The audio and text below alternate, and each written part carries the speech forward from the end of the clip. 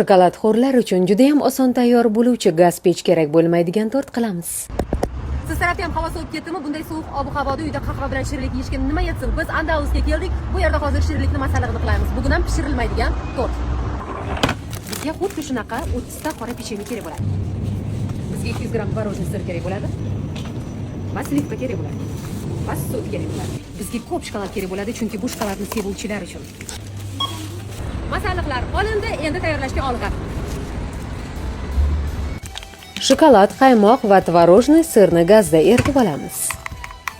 Qolipni tayyorlab, har bir pechenyeni sutga cho'miltirib terib olamiz. Kremni 3 dan 1ini solib tekislaymiz. Ikkinchi qavat pechenyelarni teramiz, ustiga kremni solib tekislaymiz va uchinchi qavat pechenyelarni ham terib, hamma kremni solib 4 soatga xolodilnikka olib qo'yamiz. Mana bir zumda tortimiz tayyor. Qolipdan olamiz, kesamiz, tatib ko'ramiz va shokoladxo'r yerliklarga ulashamiz.